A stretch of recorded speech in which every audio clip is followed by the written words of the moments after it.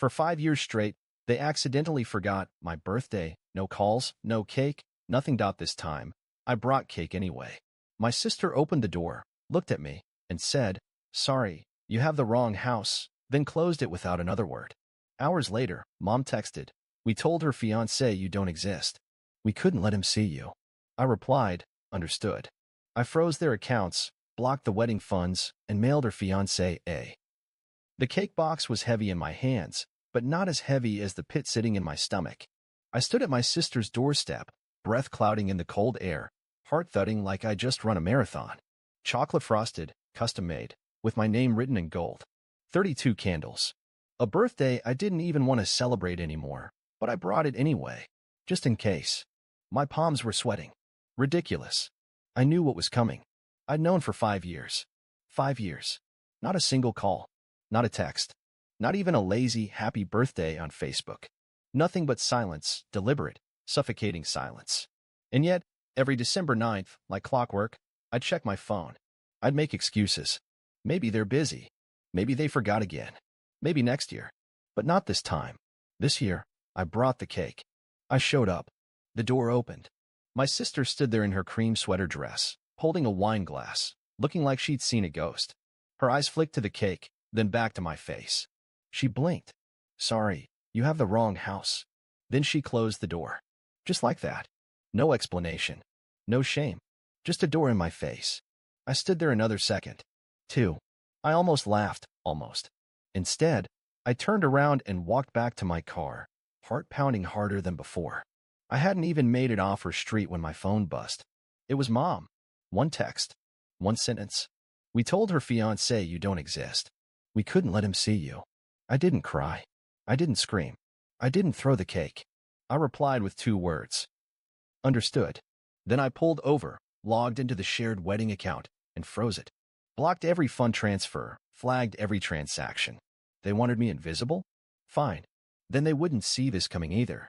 And just to be thorough, I mailed her fiancé a letter, along with something else. Something they really didn't want him to see. My name's Caleb. 32. The weird one in the family. The one they don't introduce at parties. Not because I'm dangerous. Not because I've done anything unforgivable. But because I didn't play along. I was the kid who refused to pretend Dad screaming was normal. Who didn't laugh when Uncle Rick made jokes about gay people. The one who turned down business school, despite the scholarship, because I didn't want to sell my soul to their legacy firm. I became a freelance developer instead. Built a 6-figure business from my laptop. Quietly. Alone. And they hated that. Not because I failed, but because I succeeded without them. Because I didn't need them. And worst of all, because I stopped pretending they were good people. It started with birthdays. First year, they forgot. "Oh, we thought we texted you." Second year, "Didn't you say you weren't doing anything?" Third year, "It's just a day, Caleb. Don't be dramatic." By year 5, I stopped expecting. I didn't even open social media on my birthday. I just worked, ate cheap sushi, and waited for the guilt storm that never came. Meanwhile, my sister Eva got a full-blown catered brunch for her half-birthday. Custom invitations, champagne tower, even a string quartet. When I asked Mom if she remembered what day it was, she blinked and said, "Oh honey, was that today?" She wasn't joking. What really cut deep was not the forgetting. It was the coordination.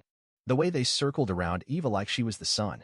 The way they edited me out of photos, family updates, vacation plans. "It's just easier that way," Dad once said when I asked why I wasn't invited to a cousin's wedding. Easier. They were so good at pretending I didn't exist, they started doing it full-time. Eva got engaged last year. A big diamond from some finance bro named Lucas. Real charmer. Looked like he stepped out of a Rolex ad. I sent her a message when I saw the post. "Congrats. Happy for you." She never replied. But I still helped. Quietly. Because even when they shut me out, I kept being the responsible one. The invisible bank account. The family ghost. They had no idea that 40% of their wedding fund came from me. I'd set it up months ago, when Mom hinted they were a little short for venue deposits. I didn't do it for thanks. I did it because I knew how they operated. They wanted big, glossy optics. They wanted to look like the perfect family. And I was willing to fund the lie if it meant they'd at least stop guilt-tripping me for being cold and distant. But when she closed that door and Mom texted what she did, "We told her fiancé you don't exist." That's when something inside me snapped like a live wire. They erased me to save face. They rewrote history for strangers. They looked me in the eye and said I didn't matter. But I matter now. I didn't just freeze the wedding funds. I went into the shared planning account I had back-end access to and started unspooling the thread. Emails. Transactions. Every receipt that proved I'd been paying for things under anonymous family donations. Every vendor tag to my credit card.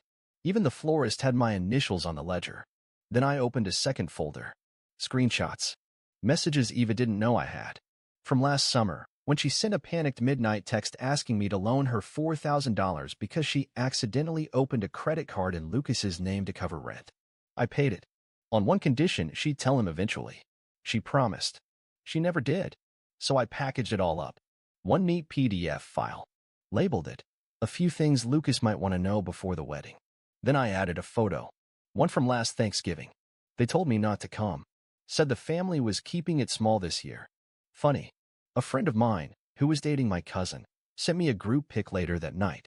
Everyone was there. Laughing, drinking wine, Eva on Lucas's lap, Mom's arms around them both.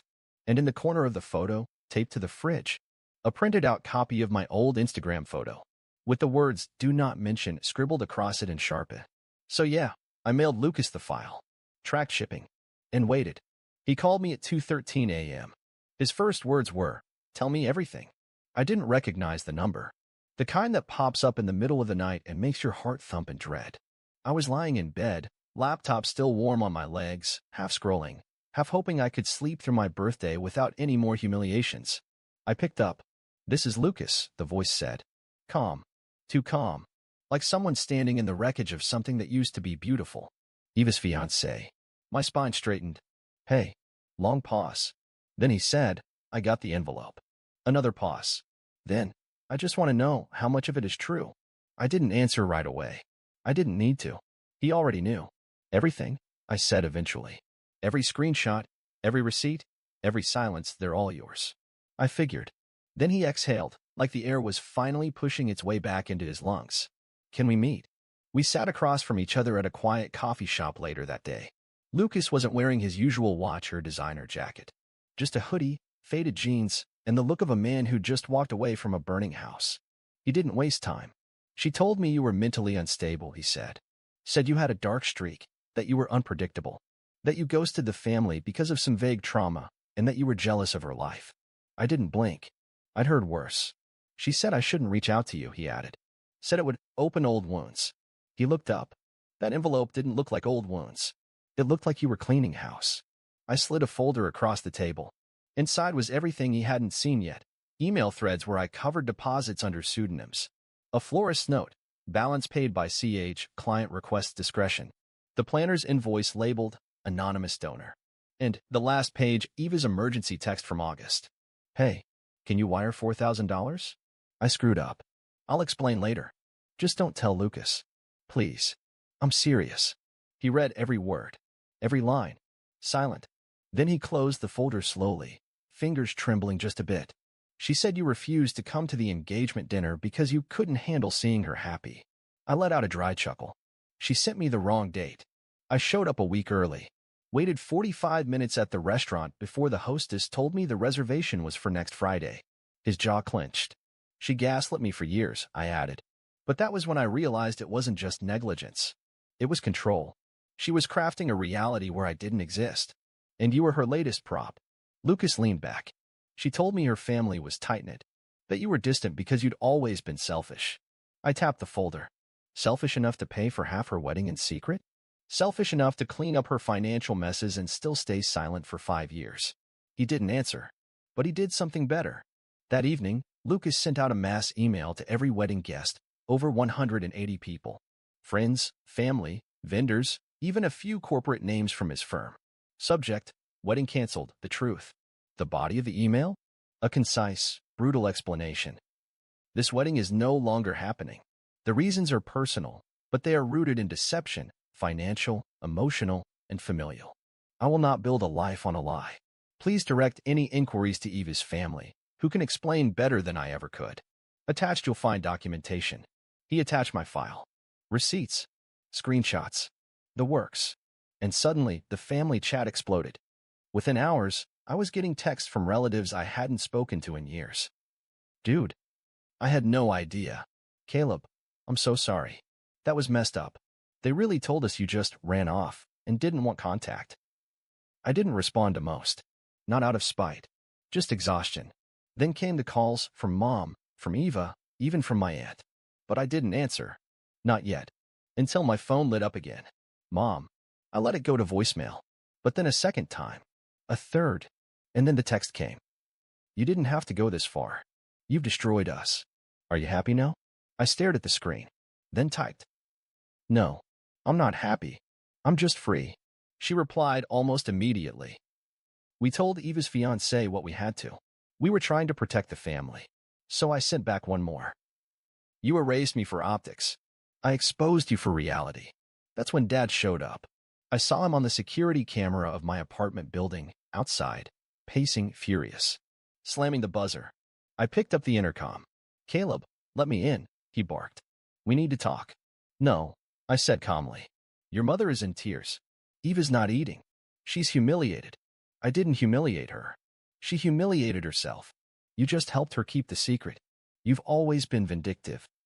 No, I cut in. I've always been quiet. You just didn't expect me to stop. He slammed his hand on the glass. You're not part of this family anymore. And I smiled, though he couldn't see it. Finally, I whispered. Some truth. He left. And for the first time in a long time, I slept through the night. They tried to move on like nothing happened, but I wasn't done yet. After Lucas sent that email, their world didn't just crack, it collapsed. The wedding was canceled. Venue payments non-refundable. Florist blasted them on Instagram for bounce checks. The caterer threatened small claims court. Eva's bridesmaid squad ghosted her so fast, it left a digital trail of broken group chats. But that was just the surface. Because Lucas? He didn't just walk. He detonated. Turns out, he wasn't just some finance bro with a nice jawline. He was connected. His family ran a mid-sized investment firm with fingers in half the wedding vendors' portfolios. When he withdrew, others followed. Within 72 hours, Eva's name became wedding industry kryptonite. And the calls began. Mom, we need to talk. I didn't reply. Dad, you've made your point. Come fix this. Fix what? Their fake perfect world? Their narcissistic theater production? No thanks. They tried to pivot, told relatives it was all a misunderstanding, that Lucas had overreacted, that I had twisted things. But it was too late. The paper trail spoke louder than their gaslighting ever could. Then came the real fallout. Remember that shared family account they used for wedding funds? I wasn't just an anonymous donor. I was the administrator. I froze access the moment Mom texted. We told him you don't exist.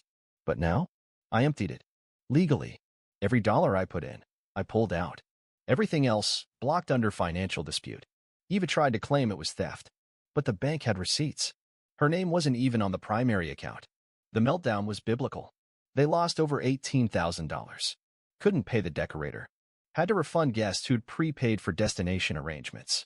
And still, they blamed me. Mom texted, "You're being cruel." Eva is heartbroken. I replied, "Heartbroken people apologize." She sent a cease and desist letter. Yup. Eva tried to sue me for defamation. Her fiancé left her. Her vendors blacklisted her. But apparently I was the villain for telling the truth. The letter was laughable. My lawyer, a friend from college who owed me a favor, read it, laughed, and replied with a forward response. Bring it. We're ready. She didn't. But you know who did contact me? Lucas's mother. She sent a handwritten letter on real stationery, thanking me. She said she'd always suspected something was off, but didn't know the depth of the lies until she read my file. Said I'd spared their family years of disaster. She also sent me a check, not a symbolic one, an actual check, $10,000. A gesture of respect, she wrote. Not pity, not charity, just a recognition that you didn't owe anyone a single thing and you still gave. I didn't cash it, but I framed it.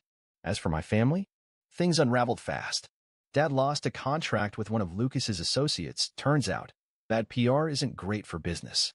His trusted circle of friends started distancing themselves. Mom tried to rebuild her community image, but it's hard when half your bridge group has seen the screenshots of you lying to your son for 5 years. And Eva? Oh, Eva crumbled. She posted a breakup announcement on social media with all the usual fluff. Sometimes people grow apart. It just wasn't the right time. Sending love to everyone. Comments were brutal. Someone posted, "Sis, He left you because your family lied about having a brother. Another wrote, "Where's the cake, though?" And then there was the Reddit thread. Yup, someone leaked the story to a relationship subreddit. It blew up. Over 20,000 upvotes. People called it the ultimate sibling revenge. One commenter wrote, "This is what happens when the family scapegoat stops playing nice." But here's the best part. A month after the explosion, I got a knock at my door. It was Eva. No makeup, eyes puffy, shoulders hunched, holding a Tupperware container. "Mom made cake," she said. I raised an eyebrow. "And?" She said, "We owe you one. Thought, maybe we could talk." I didn't say anything. She added, "I messed up." Still silence. I believed them. "About you. About everything. I thought you were just angry for no reason." Her eyes filled with tears. "I let them erase you. And you still paid for my wedding." I looked at the container. Carrot cake. My least favorite. "I don't want the cake," I said. "I want the apology. And I want you to mean it." She nodded, shaky. "I'm sorry." I believed her. But I didn't let her in. Come back when you know how to build a relationship that isn't based on hiding me. Then I closed the door. Gently. Not like she did to me. Later that night, I tossed the cake in the trash. And poured myself a drink. Not to celebrate, but to exhale. Because for the first time in years, I wasn't angry. I wasn't wounded. I wasn't the invisible one standing at the edge of family photos. I was free. It's been 7 months. 7 months since I stood on Eva's porch holding a birthday cake I baked myself and got told I had the wrong house. 7 months since my own mother texted that I didn't exist. 7 months since I erased my guilt the same way they tried to erase me. People always say revenge is bittersweet. I disagree. It was clean. Necessary. Like pulling glass out of a wound after letting it fester for years. You don't cry about the pain. You're just relieved the poison's out. My family doesn't talk about me anymore. Not publicly.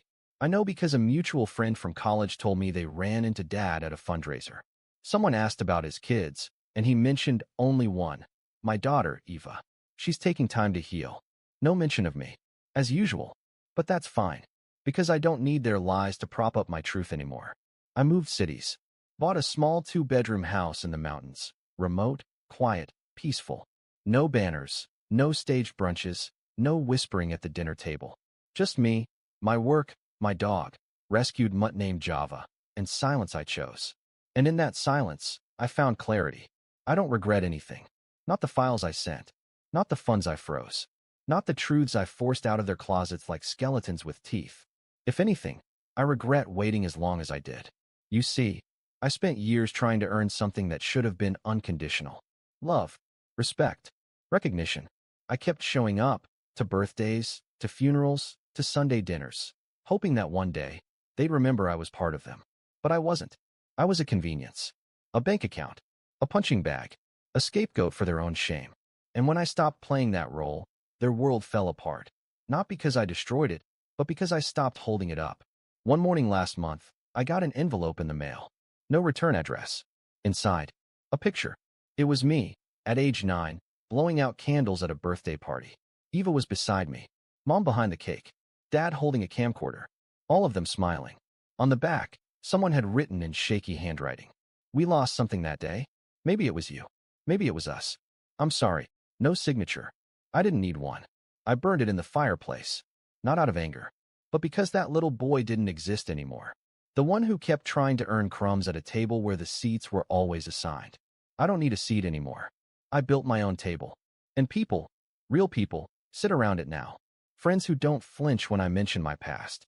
Colleagues who respect my work without asking about my bloodline. A partner I met 6 weeks ago who knows the whole story and didn't once say, maybe it wasn't that bad. Because it was that bad. And I'm done minimizing it. A few weeks ago, Eva emailed me. Just a subject line. "Do you hate me?" I didn't answer. Not because I hate her, but because hate requires investment. And I'm not investing in ghosts. I've forgiven them. Not for them, but for me. Because anger is heavy. And I'm building something too beautiful to carry dead weight. Last week, I celebrated my birthday for the first time in years. I invited friends. Made my own cake. Vanilla bourbon buttercream. Thank you very much. There were candles. Laughter. No one asked, "Where's your family?" Because they knew the answer. My family isn't the one I was born into. It's the one I created. And when I blew out those candles, I didn't wish for their love. Or their forgiveness. Or their sudden epiphany. I just wish for more days like this, where I exist, fully, loudly, unapologetically.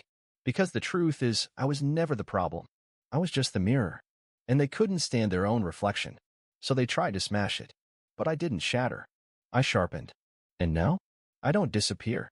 I reclaimed myself fully.